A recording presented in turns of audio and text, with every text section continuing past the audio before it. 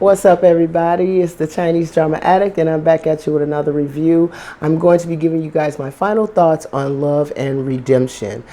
Love and Redemption is basically a drama about the god of war who is basically sent into the mortal world to do 10 tribulations, and we get to have a sneak peek at her 10th tribulation.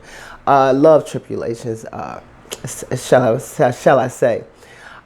She meets a guy named Shofan, and basically he's from a set, and he ends up, trying to get into this particular set where the god of war, who doesn't know she's the god of war at this time, lives in, and he's trying to get a special item out of a secret place, and they meet there.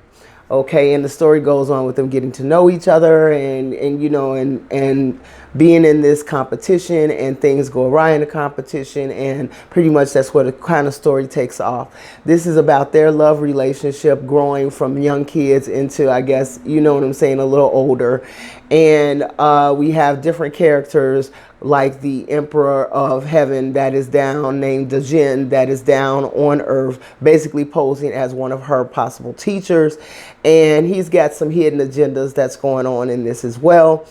And they're gods and things like that that are actually down in the mortal world as well. And they all end up meeting each other, you know what I'm saying? They begin friendships and things like that.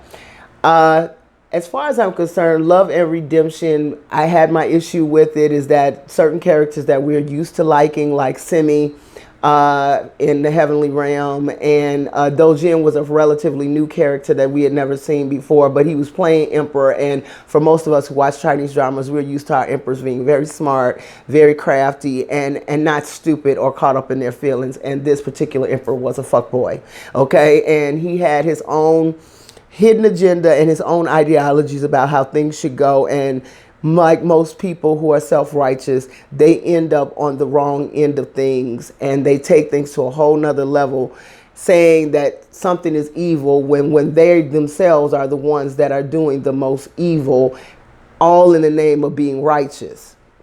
Okay, and this was a perfect example of somebody who thought they were doing the right thing and did a whole lot of wrong, and a whole lot of wrong in the wrong way. As our story progresses, we end up learning more and more. Shofan has been in love with this girl through 10 lives. In each life, she has treated him like complete utter shit. I ain't gonna lie.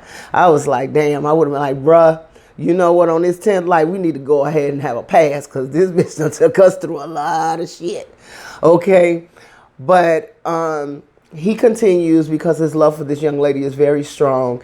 And the reality was, and the sad part about Love and Redemption is that she was basically being used, and this particular emperor did some dirty stuff to a friend, basically, and pretty much took him out, and then created this young lady as something that he could possibly control, and control to the point of going into the mortal world trying to marry her so he can control her even more, which was messed up, because no woman in their right mind wants to be controlled by anybody to that extent, okay?